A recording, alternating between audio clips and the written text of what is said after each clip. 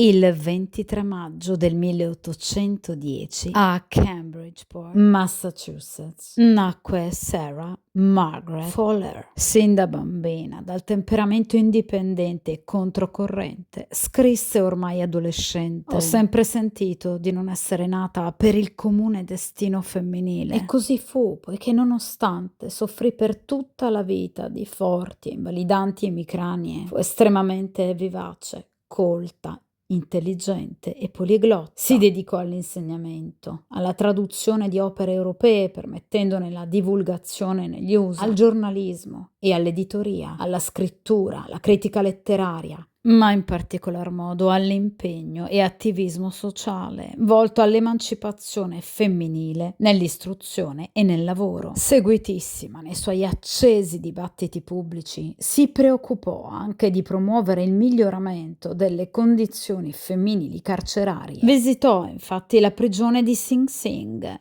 e vi pernottò per giorni, in modo da intervistarne tutte le detenute. Dopo aver lavorato a pari merito al fianco del grande poeta Ralph Waldo Emerson, raccolse primati. Fu infatti la prima donna a cui fu permesso di usare la biblioteca di Harvard. Fu la prima donna a scrivere recensioni a tempo pieno del giornalismo americano. Fu la prima donna redattrice di pubblicazioni e fu la prima donna corrispondente di guerra. La sua opera maggiore, Woman in the 19th Century, del 1845, è considerata la prima grande opera femminista degli Stati Uniti ed assieme a Mary Wollstonecraft le prime due femministe della storia. Viaggiò molto in Europa, ove intervistò molti famosi scrittori, tra cui la sua beniamina George Sand. Conobbe ed appoggiò Giuseppe Mazzini e in Italia si innamorò del marchese Giovanni Angelo Ossoli, da cui ebbe un figlio, il piccolo Angelino. Dopo aver dunque trascorso diversi anni nel nostro bel paese, decise di tornare negli USA e si imbarcò col marito ed il figlio a bordo della nave Elizabeth, il cui capitano però morì durante il viaggio di vaiolo e fu dunque sostituito da un giovane e inesperto primo ufficiale che incagliò Elizabeth ai bassi fondi del litorale,